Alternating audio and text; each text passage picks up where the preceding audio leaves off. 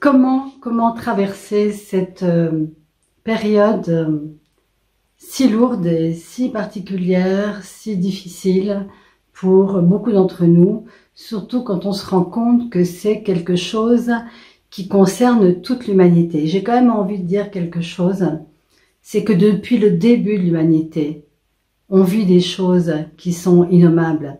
Pas forcément nous, mais chaque pays à tour de rôle a vécu des guerres, a vécu des meurtres, a vécu la famine, a vécu des emprisonnements, des lapidations, des brûlés sur le bûcher, enfin bref, vous connaissez un peu l'histoire du monde et quand on l'observe, eh bien on se dit que finalement, est-ce qu'on a beaucoup évolué et est-ce qu'il y a des possibilités de transformer au moins nous, parce que je ne vais pas aller transformer les autres, mais ce qu'on a en nous, cette capacité de transformer, de transmuter, d'être une contribution en fait au monde, à la conscience, parce que en ce moment, c'est quand même bien de ça qu'il s'agit.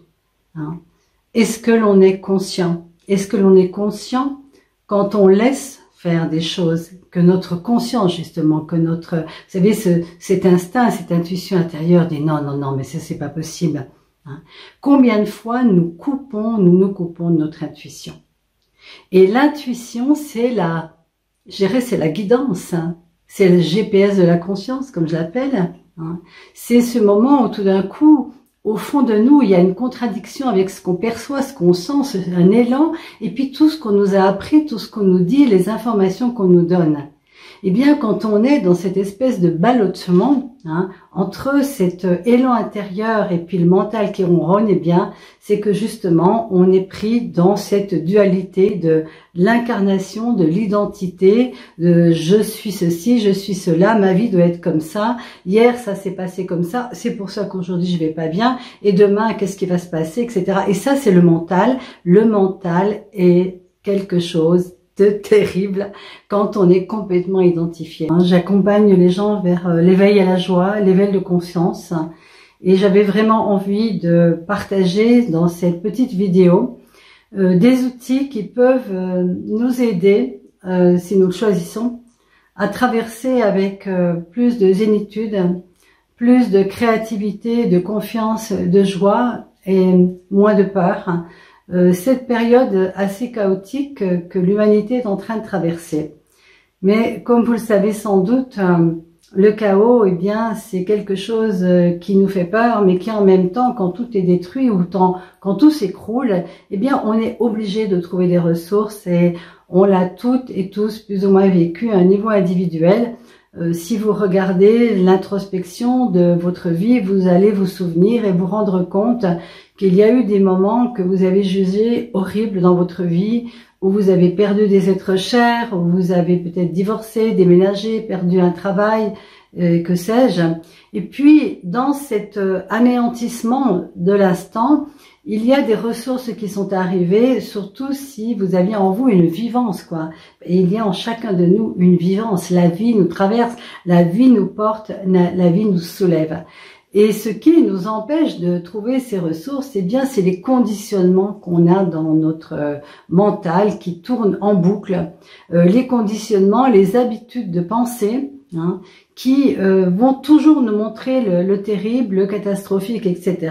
Et si en plus vous vous amusez à écouter les médias officiels, eh bien vous sortez décomposé de ces infos qui vraiment ont alors consciemment ou non, j'en sais rien, mais ont une action extrêmement anxiogène. Alors moi, je voudrais vous donner d'autres infos, d'autres possibilités de traverser cette période qui, à mon sens, n'est pas aussi noire qu'on peut l'imaginer, même si sur le moment ça l'est, c'est clair. Hein. Mais en même temps, comme je vous le disais, qu'est-ce qui peut surgir de tout ça? Et une des premières clés que je donne carrément, mais dans toutes mes formations, que ce soit le retraite de femmes, le coaching en ligne, les formations Access, tout est porté sur mais comment, je dirais, traverser le plafond de verre des limitations, hein, des points de vue fixes, des croyances limitantes, terribles, noires, etc., que nous avons eu l'habitude de prendre comme étant vrais, c'est-à-dire que nous les avons adoptés, nous les avons inscrits à l'intérieur de nous, et puis même d'une façon très inconsciente, puisque nous ne sommes pas uniquement la personne qui est née vierge, mais nous portons avec nous des mémoires transgénérationnelles, des mémoires de l'inconscient collectif. C'est en nous, on ne s'en rend pas compte, et la plupart de nos actions et réactions ne nous appartiennent pas, elles sont inscrites par ces histoires que nous avons à libérer, et je dirais même pas forcément libérer, mais à cesser de nous identifier à ça, c'est-à-dire prendre de la hauteur, prendre du recul. Et les outils les plus précieux dans des moments comme ça où on perd beaucoup de choses, hein, que ça soit bon, le travail, mais aussi nos illusions, notre confiance, nos amis peut-être, notre famille et la vie en tout cas que nous avions avant, eh bien c'est dans ces moments-là que nous pouvons nous en remettre, je dirais, à quelque chose de plus grand, mais c'est pas plus grand que nous, car c'est ce que nous sommes. Nous sommes de l'énergie, nous sommes une conscience dans un corps qui est venu emprunter un véhicule, le corps. Mais nous sommes plus que nos idées, que nos pensées. Et pendant longtemps, j'ai été psychothérapeute pendant longtemps, en Gestalt, analyse jungienne. J'ai été infirmière en pédopsie, j'ai beaucoup aimé accompagner, poser des questions, mais je me suis vite rendu compte qu'on tourne sans arrêt en rond sur qu'est-ce qui s'est passé avant, pourquoi je suis comme ça, etc. Là, à cette période de ma vie, depuis déjà quand même pas mal de temps, maintenant je dirais même presque 30 ans, ce qui m'apparaît, c'est déjà de se libérer de notre addiction à la souffrance, hein, d'oser choisir d'être heureux, quel que soit ce qui se passe dans le monde. D'ailleurs, vous avez remarqué quand vous êtes très amoureux ou amoureuse ou que quelque chose de magnifique arrive dans votre vie, vous avez remarqué que tout ce qui se passe autour a moins d'intensité, moins d'ampleur, parce que dans cette ouverture de votre cœur, de votre être, vous êtes dans le moment présent. Et dans le moment présent, il n'y a plus de passé et de futur. Et ce moment présent, si vous arrivez à le créer, à l'illuminer de joie et de gratitude, eh bien, il va avoir un impact sur le futur. Et si nous sommes des milliers et des millions à comprendre que le changement de l'humanité ne passe pas uniquement en réagissant à ce qui se passe à l'extérieur, c'est bien aussi qu'il se passe des choses, je ne sais pas, mais ce qui est sûr, c'est que la plus grande révélation, je dirais, de notre époque, c'est que nos croyances créent notre réalité et nos vibrations créent notre réalité. Quand vous êtes complètement, quand vous sortez d'une demi-heure d'infos officielles et que vous êtes complètement abattu, que vous vous demandez ce qui va vous arriver demain et que votre énergie elle est rétrécie, contractée, eh bien vous allez créer, attirer ça inconsciemment dans votre vie. C'est une loi vibratoire, c'est pas moi qui l'invente, c'est pas ésotérique, hein, c'est juste la loi vibratoire de l'univers. Et si tout le monde connaissait cette loi, ça serait tellement simple, eh bien nous apprendrions à transformer notre énergie et notre vibration. Et c'est ça que je propose dans tous les séminaires et c'est ce que je vous propose ici. Comment déjà? Eh bien, vous avez le choix en fait de mettre votre attention sur les choses qui vont pas. C'est un choix. Vous allez me dire non, je peux pas m'en empêcher. Bien sûr que si, c'est un choix. Je peux regarder ici sur cette porte ou je peux regarder à droite sur ce tableau. Je peux le choisir. À gauche, je vais peut-être voir quelque chose de très noir et à droite, je vais peut-être voir quelque chose qui va me donner de la joie, du bonheur, de la beauté. Ça, c'est déjà une chose. Nous avons le choix.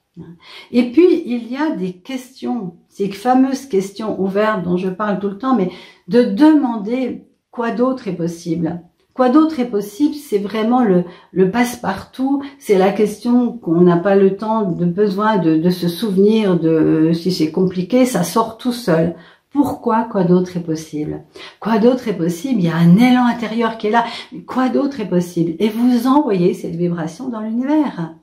Et comme nous sommes dans un univers vibratoire, cette vibration du quoi d'autre est possible, et que vous attendez à quoi d'autre est possible, mais sans savoir ce que c'est. Attention, laissons le mental de côté, laissons le mental à la porte, hein, pour être juste avec cet appel intérieur d'une transformation, de ne pas se laisser embarquer, descendre dans tout ce qu'on entend. Nous avons la possibilité de grimper vibratoirement au-delà de toutes ces contractions de peur. Nous avons la possibilité d'ouvrir cet espace-là et de nous en remettre à quelque chose de plus grand. Et quand vous vous en remettez, regardez, je m'abandonne, oui, quoi d'autre est possible? Et là, tout d'un coup, j'accepte dans cette vulnérabilité de recevoir autre chose. Il ne s'agit pas de dire quoi d'autre est possible comme un perroquet en ayant l'idée que rien ne sera possible. Non. En fait, ce qui va faire la différence, c'est votre élan de vie, c'est votre envie d'aller dans quelque chose de plus magique, de joyeux, d'heureux. Et c'est un choix. Il y a des gens, je peux vous le dire, j'en ai accompagné des centaines, qui choisissent de toujours ruminer leur souffrance. Parce qu'à un moment donné, je sais pas, il y a une loyauté, il y a une habitude, il y a aussi des effets secondaires de la personne qui s'occuperait de nous. Alors moi, je suis pas du tout dans cette dimension-là. Ce qui m'intéresse, c'est de raviver en chacun cette flamme. De toute façon, j'ai plus rien à perdre, j'y vais. Je ne sais pas ce que c'est l'inconnu, je demande, je suis prête à changer de direction pour aller là où il y a quelque chose de plus grand, de plus magique, de plus magnifique. Et ça arrive, mais par hasard. Le fameux hasard, les synchronicités. Notre vie est un ensemble de synchronicités. Nous sommes toujours en train de recevoir des informations que nous avons le choix de suivre ou pas. Et suivre notre élan intérieur, c'est suivre le GPS de la conscience. Et comment éviter des choses graves et autres? Bien souvent, en fait, quand vous posez des questions et qu'une synchronicité arrive, ça vous emmène dans un endroit dans lequel vous n'auriez pas forcément pensé aller. Et là, il s'agit de franchir le pas, d'oser aller dans l'irrationnel. Et quand quelque chose vous arrive, par exemple, vous côtoyez plein de gens qui sont tristes, qui ont de la lourdeur ou de la colère, vous vous êtes réveillé le matin, tout va bien, puis au bout d'un moment, vous vous sentez un peu, vous aussi, très lourd. Pourquoi? Parce que nous avons cette capacité d'absorber les émotions des autres, leurs vibrations. Et à ce moment-là, il est important de se désidentifier. Quand vous vous désidentifiez, ça veut dire que vous vous décollez de l'histoire de l'autre. Vous n'êtes pas obligé de descendre dans les souffrances, dans les malheurs des autres, soi-disant pour les aider. Qui est-ce que vous allez aider? Personne. Par contre, si vous vous désidentifiez et que vous continuez de cultiver votre joie, même si demain vous devez mourir, ce dernier moment, soyez heureux, heureuse. Peut-être même, et surtout, sans raison, car c'est notre essence, c'est notre nature profonde. La joie, l'amour est notre nature profonde quand on est dans ce niveau vibratoire, non pas uniquement de la personnalité qui joue un rôle, mais ce témoin qui observe la personnalité, c'est-à-dire c'est la désidentification. Et pour se désidentifier, il y a plusieurs possibilités. Déjà, quand vous sentez quelque chose, demandez à qui ça appartient. Est-ce que c'est vraiment à moi ou est-ce que c'est à quelqu'un d'autre, à quelque chose d'autre? Puis tout d'un coup, il y a comme une intuition qui dit c'est pas à moi. Ok, retour à l'envoyeur avec la conscience attachée. Déjà, rien que ça, vous allez vous descotcher du malheur du monde et vous allez avoir comme choix aussi de nourrir votre joie et votre vivance et votre amour, eh bien, en faisant quelque chose que vous aimez, en appelant quelqu'un, en méditant, c'est-à-dire en plongeant dans les profondeurs de votre être. Mais alors, on a l'impression, quand on dit plonger dans les profondeurs, qu'on descend, c'est l'inverse, c'est plonger dans les profondeurs pour nous élever, peu à peu, nous élever et être carrément au-dessus de toutes ces problématiques. Est-ce que ça veut dire qu'on fuit? Non, on ne fuit rien du tout. On sait ce qui se passe en bas, mais en même temps, il y a un espace en nous qui est de paix, de calme. Et c'est celui-là que nous devons toutes et tous cultiver, nourrir peu à peu. Alors, bien sûr qu'il y a plein d'outils pour arriver à là. Mais l'outil, il faut comprendre une chose, c'est pas l'outil qui change notre vie. L'outil, il booste nos possibilités de nous ouvrir à plus grand, d'ouvrir cet espace du cœur qui est l'espace de l'amour, qui est pas l'amour conditionnel, l'amour inconditionnel. Et dans cet espace-là qu'on peut élever avec des mantras, avec des chants, avec, vous savez, c'est, oui, cette musique qui des fois nous élève, ou alors, comme moi en ce moment, je vois la montagne à l'horizon sur des kilomètres et j'ai l'impression d'être comme un aigle qui vole au-dessus de la vie et je suis pourtant dans la vie, mais par moments, je vais pouvoir la survoler pour ne pas succomber, s'identifier. Et les pensées que nous avons, les paroles que nous avons, les conditionnements que nous avons, les habitudes que nous avons, c'est ça aussi qui va conditionner comment nous allons nous sentir. Et quand vous vous surprenez à dire « Oh là là, mais il n'y a rien qui va, de toute façon, le monde est foutu », observez, dites « Oh, ok, voyons, quoi d'autre est possible? Qu'est-ce que je pourrais transformer là ?» Et au lieu de rester avec cette affirmation qui a une énergie et qui crée, parce que nos paroles, quand elles sont vécues émotionnellement, elles créent. Et donc, ça, c'est tellement simple à agir là-dessus. Mais on a l'habitude de croire à ce qu'on croit. On a l'habitude, et du coup, ça devient une vérité. Vérifiez, regardez.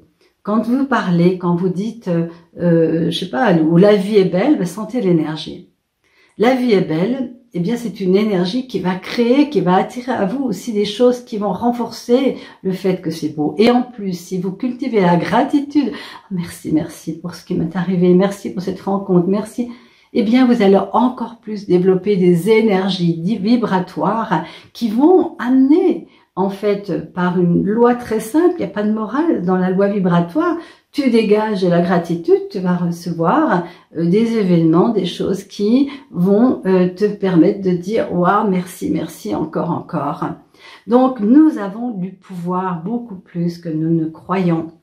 Nous avons du pouvoir par la façon dont nous regardons le monde, de la façon où nous cultivons nos pensées. Et nous sommes les jardiniers, les jardinières des pensées de notre jardin. Et si nos pensées, nos croyances, nos conditionnements commencent à se transformer, que vous le mélangez au terreau et que vous devenez conscient surtout, parce que c'est l'inconscience qui nous fait répéter machinalement. Mais si peu à peu vous devenez conscient, eh bien il y a quelque chose qui se transforme. Alors évidemment tout ça, bien je le transmets dans mon coaching Métamorphosing en ligne, dans toutes mes formations, mémoire cellulaire, Access, dans mes retraites de femmes, parce que c'est ma passion. Parce que je sais de mon expérience qu'on peut tomber au plus profond du trou et que quelque part c'est peut-être la plus grande chance qui nous soit arrivée parce que là on va être obligé de lâcher notre mental.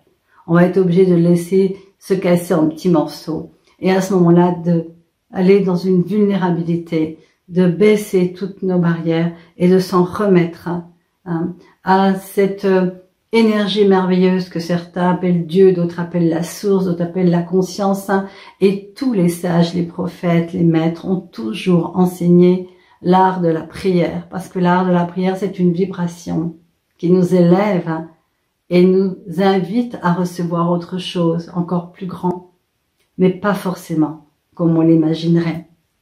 Donc, s'il vous plaît, si vous avez vraiment envie d'être une contribution à ce monde, vous n'êtes pas obligé d'aller avec un bâton de pèlerin puis vous battre.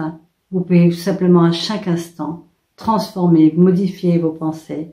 Et puis peut-être à bientôt. Au revoir.